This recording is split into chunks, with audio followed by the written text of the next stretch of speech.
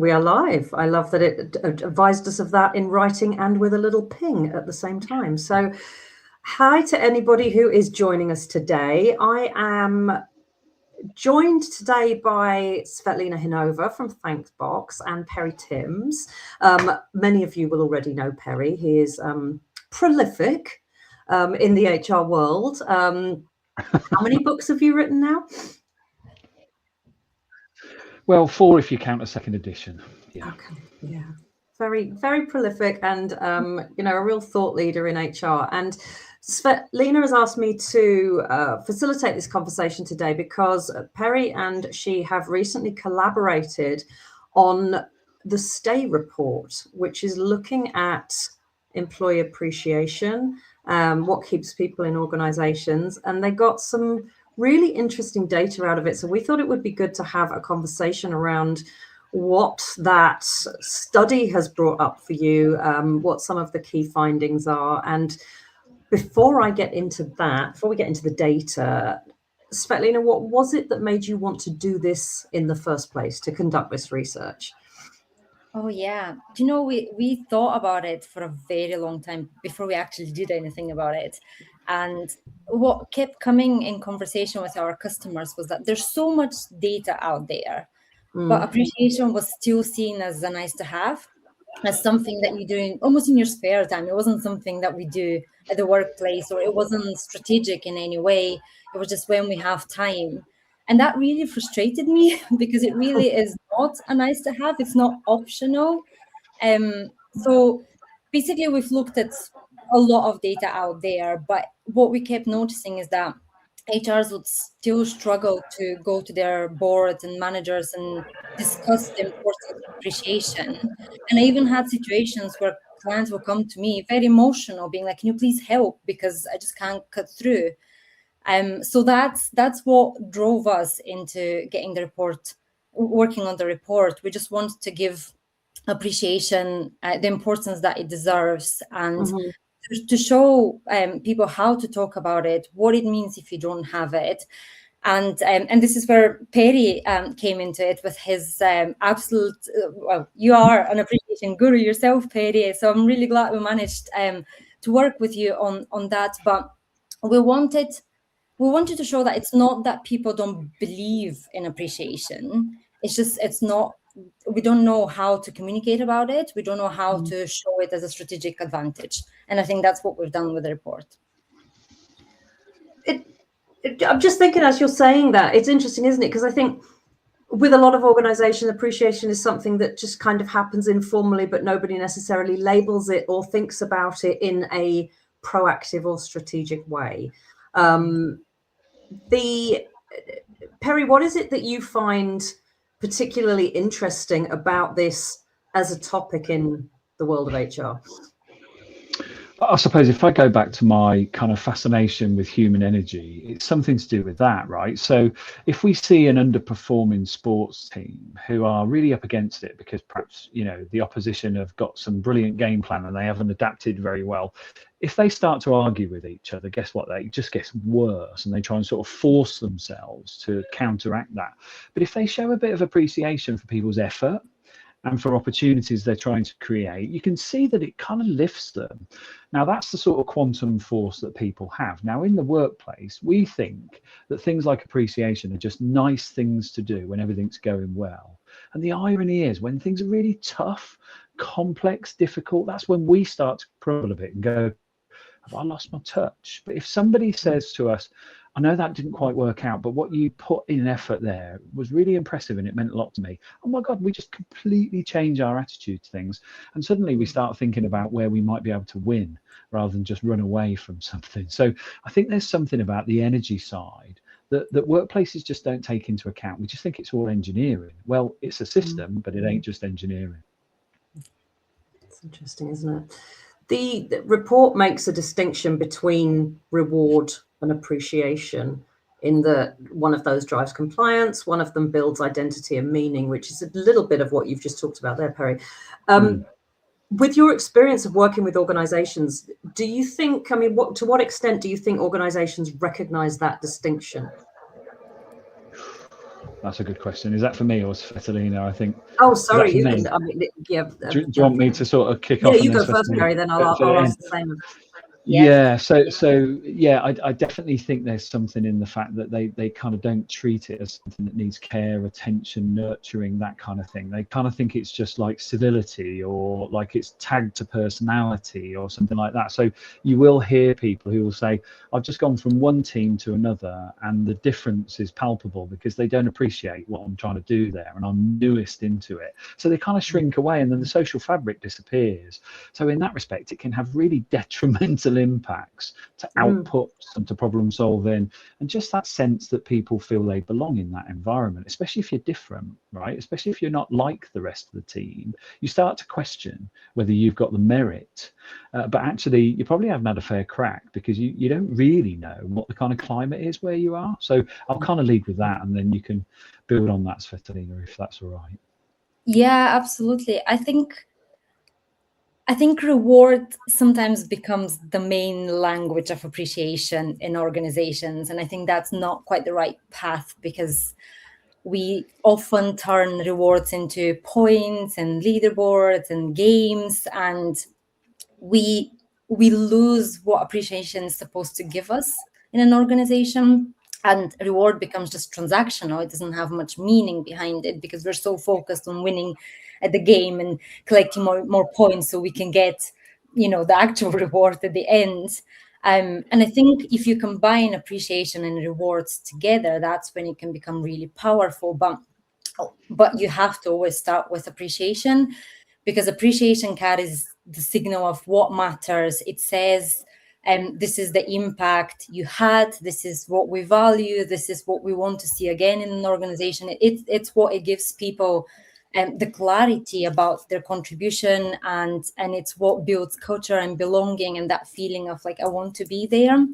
So we always recommend so obviously with Thankbox, we give the appreciation and the rewards, but we always recommend, do start with the appreciation, do explain, be specific, show why the person matters, and then if you can, of course, add reward. That's really always appreciated, but always be specific about what it was about their behavior that really made the difference, because that's when you're going to start seeing the impact of appreciation. Don't make it transactional. It never works if it's purely transactional. It's interesting, isn't it, that we talk about feeling underappreciated, but nobody ever talks about under-rewarded. I don't think that's even a word. No. As such. I mean, you could say, like, I don't get paid enough, or I would like more of that, but underappreciated is a real thing. And it's so much more personal, isn't it, as well? Like if someone says thank you to you, that gives you something really, really different than here's a £20 Amazon voucher. You remember it a lot more as well. I think there's definitely studies that show that monetary reward gets forgotten very, very quickly, where the type of appreciation where it's pointed out your actual impact remains with you for a very long time and people go back to it. So it's psychological. Like everybody wants to see that they're making a difference, that they belong, that they matter at the workplace. However, we try to say that we don't care about work and all of that. We all care. It's such a big part of our journey, and we want to see that we matter there. Totally agree. It's funny, I always used to say that with any monetary award, the kind of value you get from it lasts until the first paycheck hits your bank account, and then it just becomes how much you get every month. And you don't think about, oh, they gave me a lovely pay rise. It's just like, okay, now I earn this. And with bonuses, like once it's by the time it hits your bank account, you already know what you're going to do with it, whether you're going to save it, put it in your pension, buy some shoes, that. And so it's like that doesn't last. But I know that, and I'm going to talk about like the Thankbox messages and things. I know that I have kept emails where people have said thank you and you did a damn good job of that for years, years, especially if it was a really difficult individual. And I felt like, oh yes, that person never says thank you. This is I would keep it. I look at those for years. And that was one of the things that came out in your data, wasn't it? That people go back to their Thankbox messages months later, which says something quite interesting, I think, about what people need and what they crave at work. Yeah. What do you think that tells us about how we're meeting that need right now, Tsveletina? I think it really says that we're underestimating how much it actually matters, because I also have emails that I go back to from way back, like people have said thank you. It really means so much, and it just shows that people need reminders of when they've been appreciated. They don't go back to paychecks unless they really have to for admin purposes, right? Yeah, They don't tax go back to reasons, that's about it. yeah. Yeah, but people do go back to emails, do go back to cards, and every time that they can see that they've made a difference, and that just shows us how important it is to do it more regularly. Because if you see that somebody's going back to a Thankbox or any sort of communication from 2 years ago, that probably suggests that they've not had enough in between, and that's where consistency really matters. Like, how do you show that person consistently that their contribution is valued and seen? And one of the things that really help appreciation drive performance and drive those business indicators is consistency, showing appreciation regularly when at the time that it's needed. Were you surprised by, either of you, surprised by the results of the research that you did when it came to what this looks like for people right now? I think I was, in terms of the strength of the case that you can make for it to become part of your social fabric and the systems of how you operate. And I think there's something about, in the report, we talk about moving from one thing to another without ever stopping and punctuating it by some form of review that shows appreciation for effort and guile and all those things. So you're right about the whole transactional nature of monetary rewards, because they're like a commodity. But those moments of thanks and appreciation, the cards that you get, I mean, I've got some on my desk and on my bookcase behind me, because they become artifacts in who you are and what you stood for. And they're so much more powerful and lasting. You can imagine they're the sort of modern equivalent of the campfire conversations that we would have had in more tribal cultures. So we weave together stories about that, but we spend those monetary things without even a blink of an really. So that really surprised me, is how lasting it is, how much of a system it is, and how much we don't make the time to just do those small gestures which have such a long resonance for people. And I'm glad the science kind of backed it up about why that's a kind of an emotional anchoring for us. So I really liked that, because I think that can make a quite compelling case for those people who think it's wispy and almost like a bit pointless. It's like, my goodness me, the pointless thing is not saying anything, because that leaves people confused and lost, and it degrades the nature of what people want to do in their work. We actually, if I can tell a little story, we actually have it in the report, but it's a very powerful one that I like sharing to emphasize how important it is to show appreciation to people. And it was a lady who emailed us on our customer support to tell us her story of receiving a Thankbox. She was signed off work for a few weeks, and she was very nervous to go back to work. For whatever reason, like, she didn't feel comfortable going back. And the night before, she actually received a Thankbox from her colleagues saying that they can't wait for her to go back, that they're super excited, telling her a few things that she's missed. And she felt so much more comfortable going back, because she felt like she really belongs there and that's her place and there's nothing to worry about. And she says she actually went back to that Thankbox over and over again when she needed a little reassurance, a little pick-me-up. And that alone shows you how valuable it is. But we just don't realize it in the moment. And it's back to that, like, we just don't know the impact that we bring to people with our behavior, with our niceness, with our kindness, and how important it is to show it, actually. Yeah. And the crazy thing is, it doesn't have to cost much. It doesn't take much time. It doesn't, it's really very, very straightforward to do. And it's a strange situation that we've got ourselves in a lot of workplaces, that it doesn't come naturally. And that's one of the things that I wanted to cover. So the report talks about, and Perry, you mentioned this just now, appreciation needing to be a system rather than relying on individual managers. So I'm sure that you both, as well as I, have worked with organizations and for organizations where you've got some people who are really, really good at this and some people that just don't even think about it. Yeah. What does the data show about how you change that in an organization or how you shift it. Is it a culture change? Is it giving them tools? Is it leadership behavior? Perry, what are your thoughts on that? I mean, it is all of those, but that's a bit of a cop-out answer. So I will kind of frame it as a system, because if we look at reward, that is a very tangible system. It exists in numbers and so on. So it's very visible and it's very measurable and it's very scalable. So we look at that as a system. It feels like it's got engineering, it's got all sorts of momentums and stages that we can tag things to. And the more kind of dialogic and kind of conversational appreciation just doesn't feel like that. But that doesn't mean to say it's not a system, because it is, because it has to have that meaning and sincerity for it to work. If you do, and I've done this, Sin, tokenistically say to people, well done, after a while they're like, that's all you give us, well done. That feels a little bit insincere and not very well thought through. So it's not meaningful, it rebounds. So you've got to think about a systemic and systematic way of saying, how do I, and all you have to do with that is just remind people of the thing they did that you've recognized and the value it had. So you just put a bit more effort into it. Oh my goodness me, those people run through walls for you after that. So it has an enormous impact on things like motivation and a sense of their own kind of capability, I suppose. And those things that we measure don't tend to feel very human, but the whole thing that Tsveletina just talked about was a massively human gesture without any form of mechanics to it, using a system actually that made sure it got to somebody and was retrievable and they could go back to it. That's a human system that's going on right there.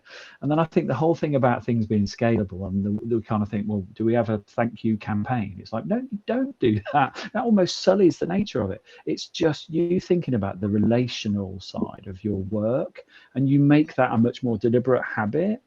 You can use whatever triggers to bring it into existence, but that doesn't mean you fake it. That means you've just got a really good excuse to go, now's my moment. What do I want to say? How do I want to leave people feeling?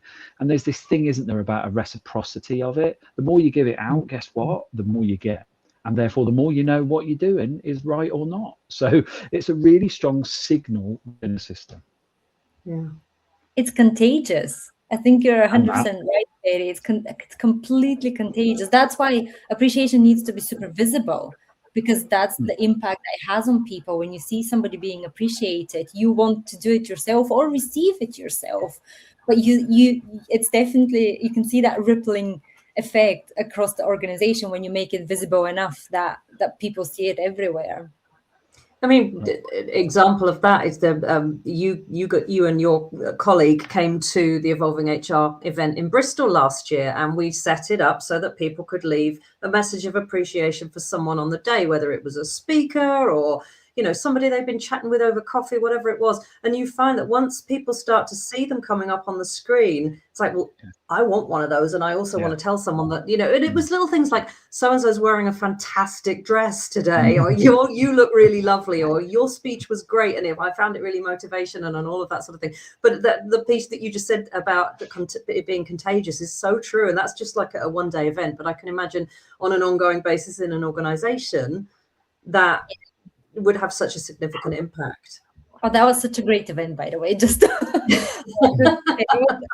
were so many things to be grateful for sure. But you're totally right. And I think another thing that we need to make sure, if we want to genuinely have the impact, is to not make it corporate. And I think because you have freedom of, say, like, even you have a nice dress, that's what made it feel really approachable and really relatable to people. And that's when actually want to do it themselves. The minute that it feels corporate and complicated, it starts becoming a little bit, or feeling like a theater, dishonest. So we need to be very careful to not overburden it with programs and expectations, and just let people be themselves through it. I've seen that go wrong. I'm sure you both have too. That employee of the month type situations where people just, you get into, I'm just going to vote for my mate, and my mate's going to vote for me every month, and it stops being something that people are thinking about if it's too over-engineered, I think. I'm interested. I know I sent you some questions beforehand that I was going to cover, but I'm going off piste because I'm just like getting into the conversation. Sweet. Tell me why you called it the Stay Report. I mean, I have an idea, but I'd love to hear your explanation for that. it emerged, didn't it, Tsvetelina? Do you want to tell the story? Because you got like almost like an excitable moment when it appeared. It's like, this is how we can frame it.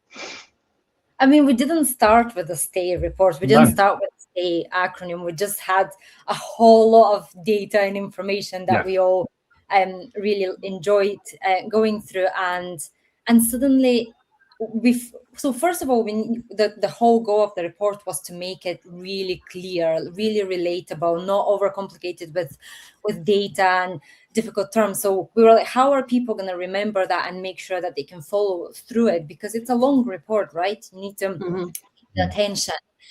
And then first, the word STAY is like, we're so focused on those business KPIs that sometimes we overlook the actual impact of appreciation. But obviously, making people stay and feel engaged and feel important is what appreciation drives. So the STAY acronym kind of came up from that. And then we were kind of trying to really pull out what's the most important thing we want people to remember from the report.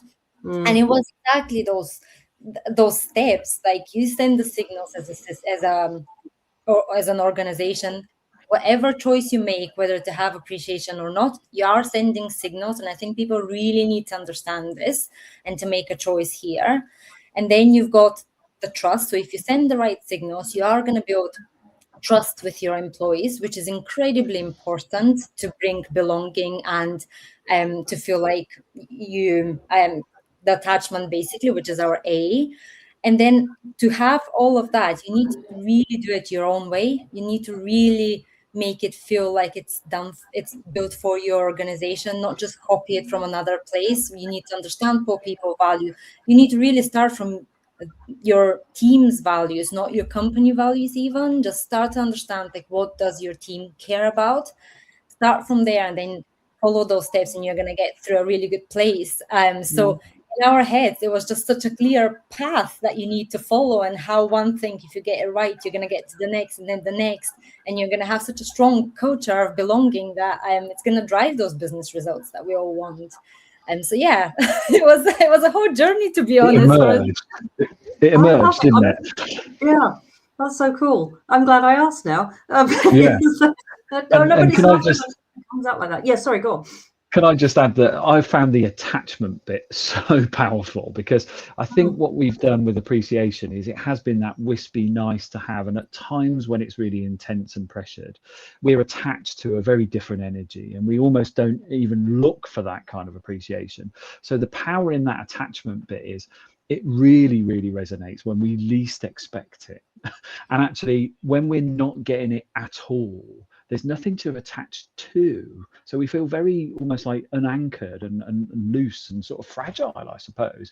And there's this whole thing about people checking out before they've checked out, that if they're not getting appreciated, guess what? That accelerates and amplifies, and they are gone. So the stay bit also relates to a little bit of, why should I continue to stay here if I haven't got those attachments?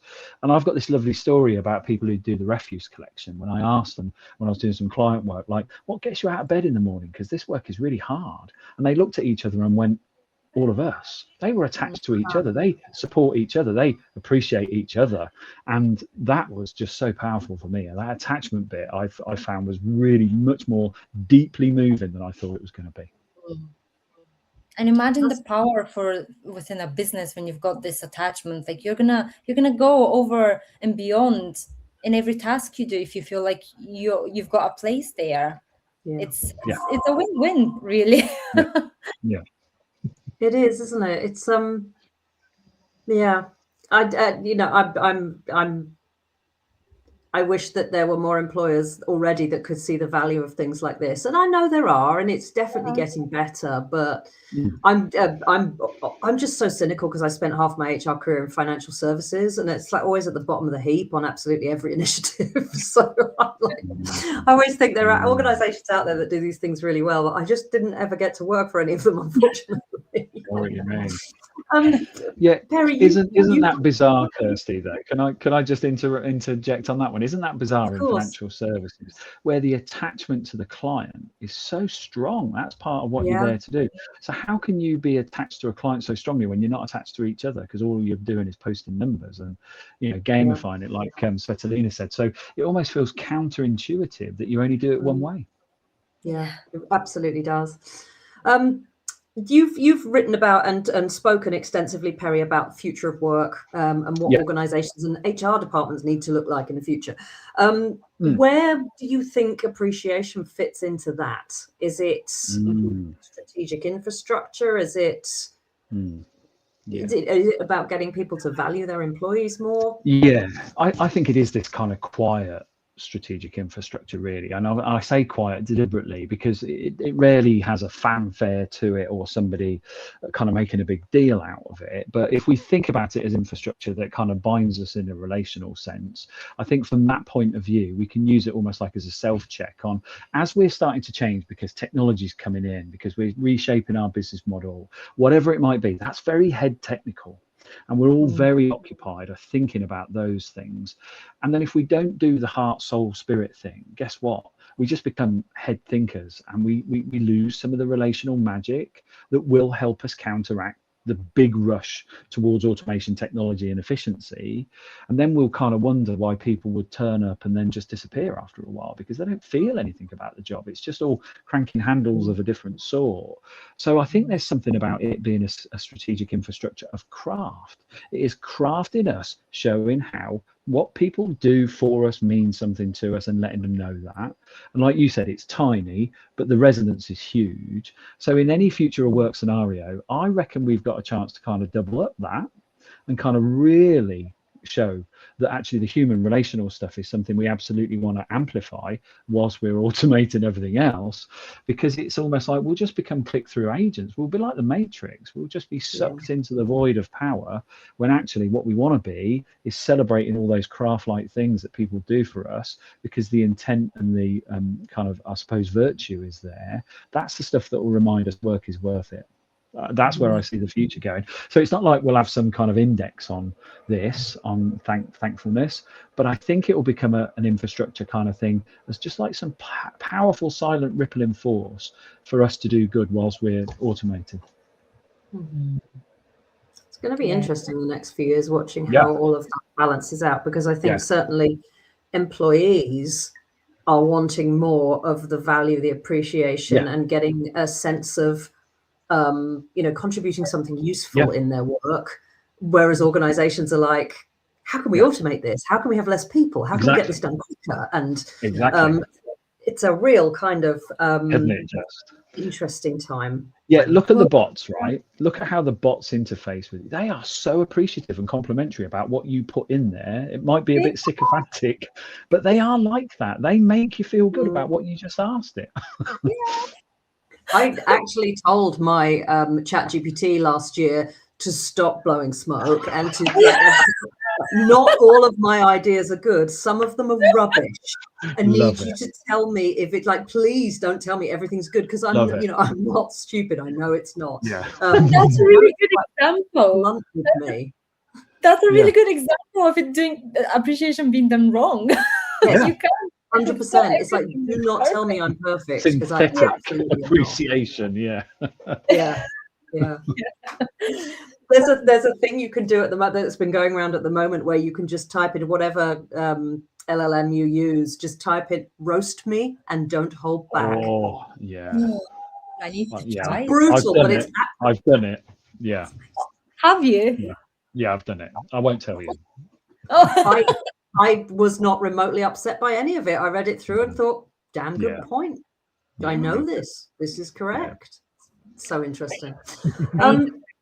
So that kind of segues nicely in, actually. And I, again, did not intend for that. It's just happened.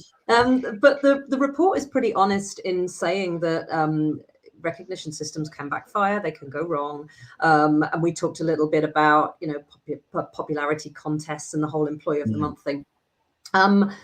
What is your honest view on why organizations keep designing these things badly, even when the research is quite clear? I'll ask you that first, Tsveletina. Yeah, that's a good question. I think we focus way too much on the KPIs and the measurements of appreciation, and we sometimes forget the human side. And we've been chatting about that obviously just now, but I think that's genuinely one of the big issue that we've seen with the businesses that we work with. there's such a big focus on, well, what is it going to improve? How are we going to measure it? What is going to mean at the end? How are we going to scale it? And I think that's why things like points and nominations are very popular, because they are much more easy to measure. But I guess what we forget is that there's a human side to it, and the specificity, the timeliness, the authenticity of it really, really matters. And once that's gone, recognition really becomes like noise or popularity contest, and it's not giving you the impact you're looking for. So I think organizations first need to understand that they need to be intentional with appreciation, and they really need to put the focus on what are you trying to achieve here before you start measuring everything. And ultimately, with the report, I think what we are surfacing there is that there's a bigger cost there that we're not even acknowledging in those measures. Because one thing that we don't realize is that there's a lot of discretionary effort that disappears when we feel disengaged. That ideation that we rely on from our employees disappears. That collaboration, when the customer service team sees an error to go to tell the management or the development team, that collaboration, if it doesn't happen, it costs you money. If you have to organize your team a lot longer than you used to because they're disengaged, that costs you money. And that's difficult to measure, but it's there and it is significant. So I think we should first focus on how do we do it right for our staff, and then focus on how can we measure it. And realistically, measurements can be different for every organization. So we obviously have a lot of analytics in our platform, but what our customers come back to us with is interpretations that we haven't really thought about. So for example, they look at the teams that are not appreciated as much, or the people that are not appreciated as much and instead of that being like, oh, they're not adding value or they're not doing well, etc., they're actually looking at it in a way of, these people are probably disengaged, these people probably don't understand where their value is, and they might be at risk of leaving. So let's do something about it. Let's have a chat. Let's involve them in the process the way that they like to be involved in the process. So instead of only focusing on like who's getting appreciation, we are looking at the ones that maybe are not as vocal, but they are having a big obviously contribution to the business. So let's try and show them so they're not at risk of disengaging or leaving, which is quite an interesting one that is not the standard retention, performance, etc., but ultimately tells you a bigger story of how your staff are feeling. Or the other way around is people that are appreciated a lot very, very regularly, actually it could mean that they have too much on, that they're involved in too many things, and they might be on the verge of burnout. So there's so many different ways that you can look at analytics, but unless it's done right, unless you started by thinking about your humans, you're just never going to get the actual view of where you stand as an organization. So I guess that's where we're getting it wrong in my perspective. I'll build on that if I may, because I think most organizations have good intent behind their recognition systems or their systematic approach to this. I don't think they start by trying to make fools out of people, but they end up being really clumsy and cringy, and actually it does put people off. They kind of go, oh, I'm not doing that. And you know, some people are notoriously embarrassed about getting some kind of accolade in public. They're like, no, don't do that to me. But I'll give you an example of something that was lovely. I did a piece of work with a company out in the US in Wisconsin, and I was in the reception waiting to go in, and they had this tree in the corner of reception, and it had lots of little cards on it. So I went over and had a look, and guess what? They were thank you cards on the tree of thanks. And I read them and I saw a few names. I'm thinking, oh, that's nice, isn't it? Anyway, I was walked in, introduced to a few people. I met Jake, who was the head of marketing there. I said, oh, Jake, I saw a thank you for you on the tree. And that's really nice, isn't it? And he then sort of said to me, as a leader, he said, I never get thanked for anything except here. And it just made me think, wow, this is partly why you're so attached and endeared here, because as a leader, you're getting thanks from your team that's not brown nosing or anything. And I spotted it, just happened to spot it, mentioned it, and he told me that story. I had a little chill. That's the kind of cool stuff that this can realize. Yeah, I like that. It's interesting what you said before as well about people not always wanting it publicly. And I think that is, I guess a lot of it comes down to inclusion and generally, and just never assuming that everybody wants No. the same thing, needs the same thing, or likes No. the same thing. No. But that whole one size fits all, we all know that's a myth in pretty much everything. And yet it's still something that people do. I mean, I really like the way that Thankbox works, because it is more personal, isn't it? It's not like, you know, I mean, I worked in one organization where they would stand up in with a huge lecture theatre, and they'd make people come up to the front. And I mean, that's my idea of hell. Like, I can't do anything that shines a spotlight on me, that is in any way performative. I'm like, don't make me go up on stage, dear God. But yeah, it's interesting. You mentioned authenticity before, Tsveletina, and I think that's so key, isn't it? It's got to be genuine. Has to be. And you have to make it work for the person receiving it, right? Not what you think is great appreciation, but how does the person like receiving it, and what matters to them. So true. We labour over how we deliver criticism for people because we don't like it to go the wrong way or whatever, but we don't labour about the appreciation side of things. But that can backfire just as easily as criticism can. So actually, it's really helpful to know what does it look like for you. Yeah. Oh my God, that's just reminded me. Okay, this is more reward than appreciation. But a friend of mine once, many years ago, like 20 odd years ago, we worked together, and annual bonuses in financial services is a big thing. It's a big thing. And she was given by her manager the largest bonus that she had ever received. Wow. But what he said to her was, I would have liked to have given you more than this, but you didn't do X, Y, Z. So all I can give you is X. And she came out of the meeting and she said to me, I'm absolutely mortified. I think I need to look for another job. I'm obviously rubbish. And I said, what did you get? And she said this amount. And I said, you've never had anything like that before. I mean, it was like 20 grand more than she'd ever had. It was massive. And but the way that he had sold it to her made it feel almost like a punishment rather than a reward. And I remember thinking that, I mean, I'm still using that example more than 20 years later of how you can get the messaging so horrifically wrong. What he should have said was, thanks for all of your effort this year. Here's your bonus. You should have been over the moon. It's like having a poisoned strawberry, isn't it? It's still poisoned. Oh no! As you were talking, Perry, that popped into my head, and I was like, "Oh my God, yes, you can. Wow. You can really screw it up if you don't say the right thing." And it just shows that it has a lasting impact, right? Like, what is it? Like, so many years down the line, you still remember that. Still remembering it, yeah. Oh God. There was a line in the report that I really liked, and it talked about how disengagement doesn't collapse, it just kind of leaks. And I like that. What are some of the signals that you think organizations and leaders miss until it's too late? So what does that leaking look like? Shall I pick this one up? Because I think we're used to looking at the traditional leakage signals like attrition spikes and engagement scores dipping and so on.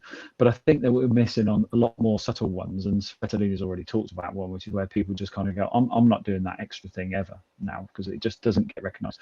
There's something about ideas. We stop putting ideas in because guess what? If they don't get recognized, we don't get appreciated, even if it didn't work, we just shut down and go, I'm not doing that anymore. So how much missed opportunity are we having there? That's a leakage for a start, because we are often in a position where we want to make things better, and whether it's directed or not, if it's appreciated we even tried, guess what, we'll keep trying and we'll get better at it. So there's definitely that. And again, Tsvelitina's pointed out collaboration. I don't know how many companies have got values that link to collaboration and they're all awful at it. Why is that? No sense of appreciating that you've left your home, you're coming over here to help us out. It's almost like, what are you doing here, interfering with our work? It's like, whoa, that's a massive leakage. You want people who can distribute their efforts and surge and so on.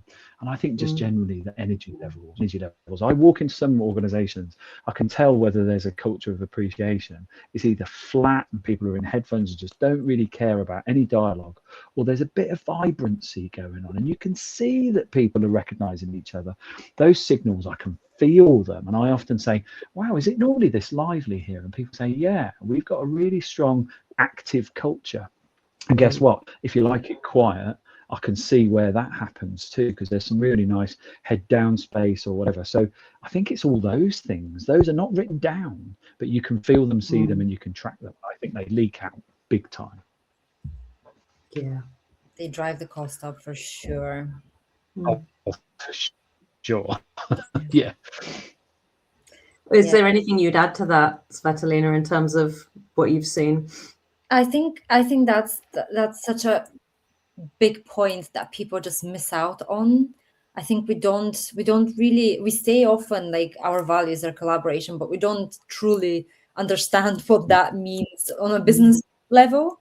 And I'm super glad that the report actually really points that out, because again, like we think so much about the standard KPIs that we know so well, but ultimately there's a lot of cost that we're losing in between that, and or a lot of improvement. Like we had one of our staff members the other day came to us, said that she's identified a bug, which is, and we were just so grateful. It was so incredible, because we might have never found out, and maybe that would have made some customers decide not to use us or anything like that.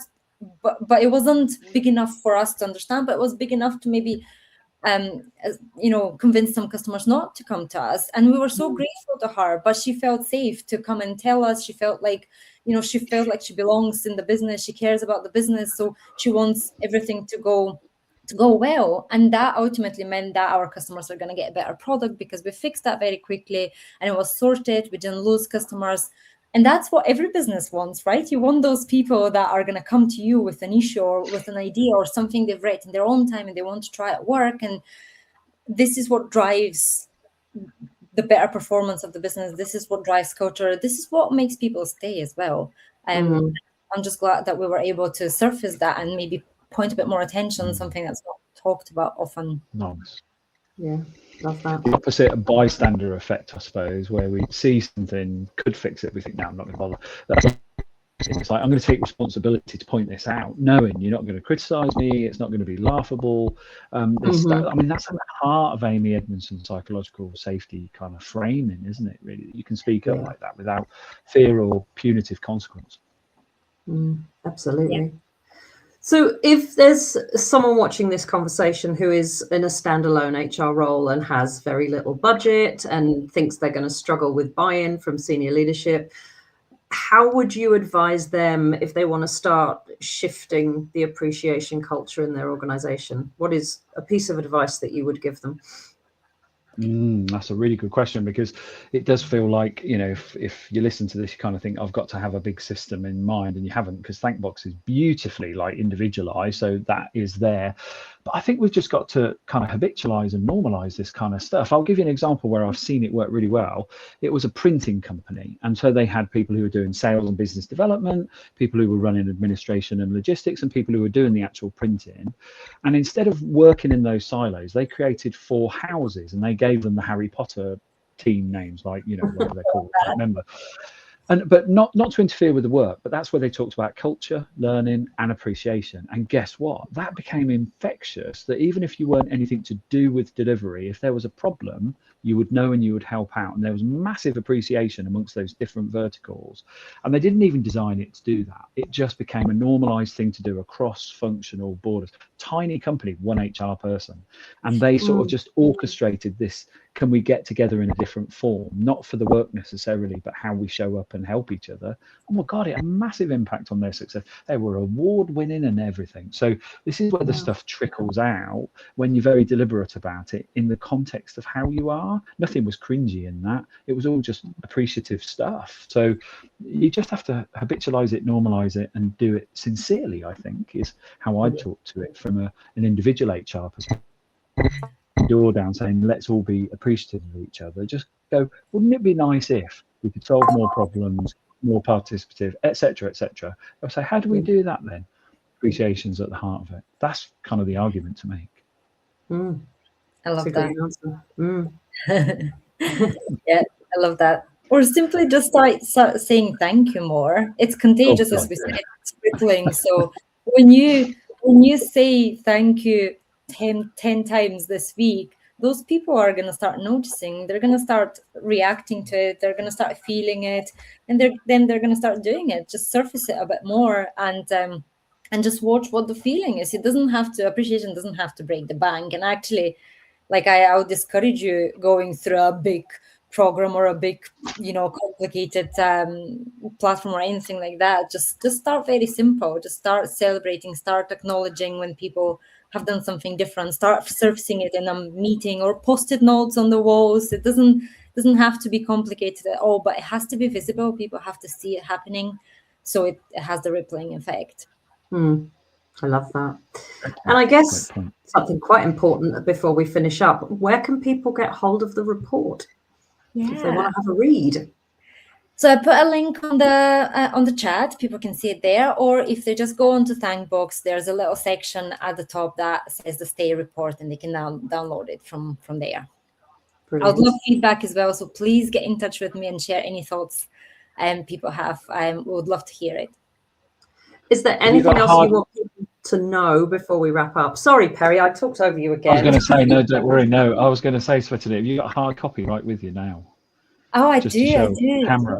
Yeah. Because honestly, Kirsty, this it is a looks design gorgeous. dream. I mean, it's so beautiful. It's just so like not what you'd expect in a report like this. And I think if that alone is sat on a desk, somebody's going to pick it up and look at it.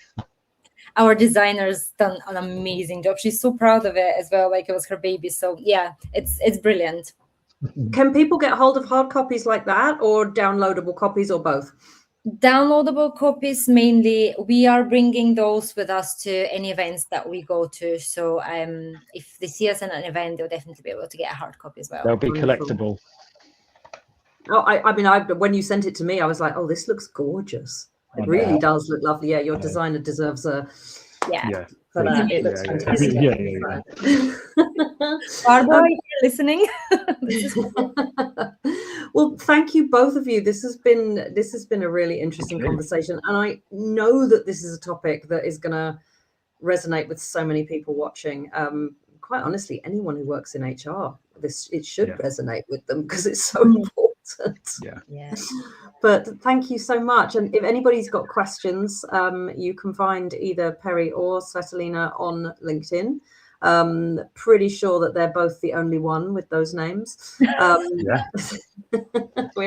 no Jane Smith on this call tonight. No offense to any Jane Smiths, but they're pretty easy to find. So thank you to both of you for a lovely conversation. And thank you so much for having us, facilitating. It was a pleasure chatting to you, Kirsty. Yeah, thank you for breaking the duck of us actually speaking together in some shape or form. I've been following what you do with passion for a long time, so keep doing it. It's taken a long time, but we finally meet. So thank you very much, both of you. Thank you. Brilliant. Thanks very much.